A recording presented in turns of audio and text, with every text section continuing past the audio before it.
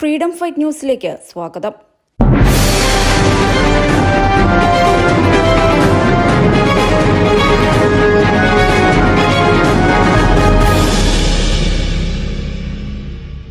അത്ഭുത നിർമ്മിതികൾ കാണിച്ച് ലോകത്തെ തന്നെ ഞെട്ടിക്കുന്ന രാജ്യമാണ് UAE. പണവും ആശയവും മികച്ച ഭരണകർത്താക്കളും ഉണ്ട് എന്നതാണ് UAEയുടെ നേട്ടം. ബുർജ് ഖലീഫയ്ക്ക് പുറമെ UAEയിലേക്ക് വിദേശികളെ ആകർഷിക്കാൻ കൂടുതൽ സൗകര്യങ്ങൾ ഒരുക്കാനാണ് UAEയുടെ പുതിയ പദ്ധതി. അവർ ലക്ഷ്യമിടുന്ന പ്രധാന രാജ്യങ്ങളിലൊന്ന് ഇന്ത്യയാണ്.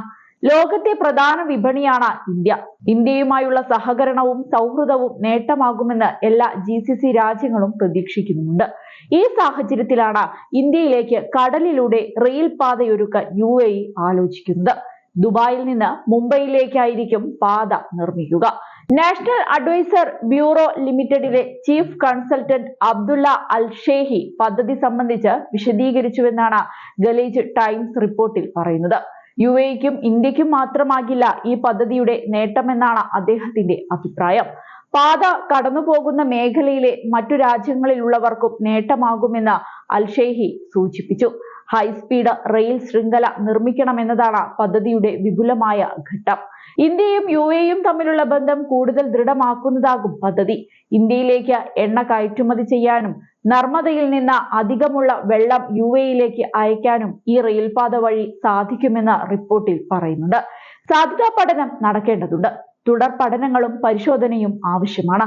ഇതിനെല്ലാം പുറമെ കോടികളുടെ ഫണ്ടും വേണം. ഇരു രാജ്യങ്ങൾക്കു പുറമെ പാത കടന്നുപോകുന്ന മറ്റു രാജ്യങ്ങളുടെ സഹകരണവും ആവശ്യമാണ്. പാത യാഥാർത്ഥ്യമായാൽ 2000 കിലോമീറ്റർ ദൂരമുണ്ടാകുമെന്നാണ് പ്രതീക്ഷിക്കുന്നതെന്നും അൽ ഷെയ്ഹി പറഞ്ഞു. മറ്റൊരു ഭാഗത്ത് ഇന്ത്യയെയും UAEയും ബന്ധിപ്പിച്ച് യൂറോപ്പിലേക്കുള്ള സാമ്പത്തിക ഇടനാഴിയുടെ ചർച്ചയും സജീവമാണ്.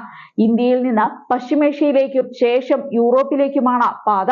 UAE വരെ കടൽ മാർഗവും ശേഷം ഇസ്രായേലിലേക്ക് റെയിൽ മാർഗവും വീണ്ടും യൂറോപ്പിലേക്ക് കടൽ മാർഗവുമാണ് ആലോചനയിൽ.